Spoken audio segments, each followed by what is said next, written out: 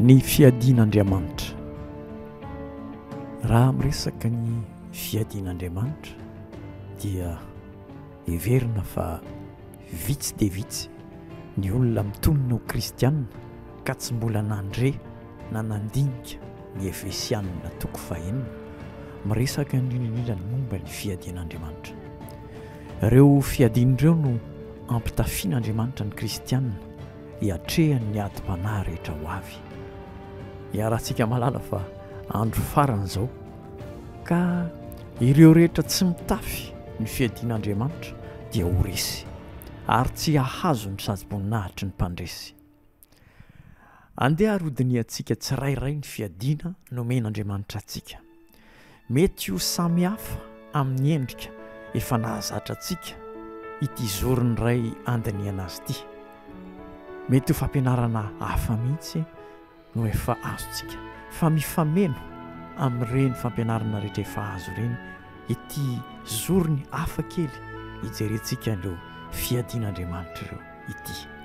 Ny irina dia Jesosy Kristy tompo, izay tompon'ny hafatra no hiteny amintsika rehetra.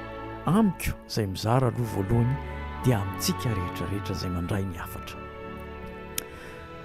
Alohan'izany anefa raha mampiseho anareo an'ity sary ity ireto sary reto moa izany dia betsaka amintsika no raha tsy hoe tsika rehetra mihitsy aza no ilaza hoe alleloia, za mihitsy io, zao lasy zao Jesosy, misaotra Jesosy nanome an'ireo fiadian'ireo.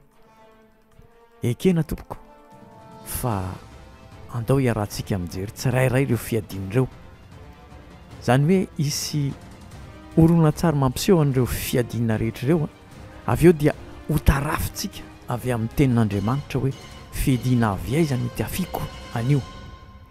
Ny fanontaniana dia tsy hoe fiadiana avy aiza no hitako eny amin'ny rakoto, na hitako any amin'ny rabe, na hitako eny amin'ny rasoa, fa fiadiana avy aiza no hitafiako, izaho no jereko. Tsy toditodika hijery ny vadiko na ny zanako na ny raha lasy anabavika, fa izaho. Isorona tsara ivoaka fiadiana iray isan-kerinandro. Zay no lohateniny. Anampy antsika, anamarina raha tena fiadian'Andriamanitra marina no eny amintsika. Ny fiadiana voalohany ivoaka dia ny fekibon'ny fahamarinana. Araka ny Efesianina toko fahenina, ny fahamarinana. Dia ho tsakotsakotsika ao anatin'ny herinandro dia anaraka isan-kerinandro ireo fiadiana manaraka, mijery finaritra ary tompoko.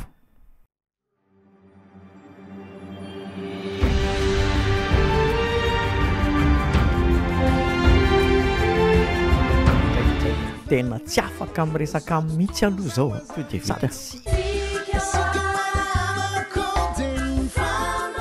Raha nay fa tsy resy lahatra.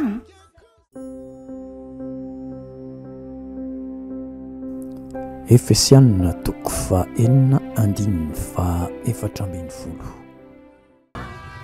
Le fotoana mirazana koto raha riva dimy io taraiky be zany. Tsy tratako izany any amin'ny enina sasany any mahitsy aho.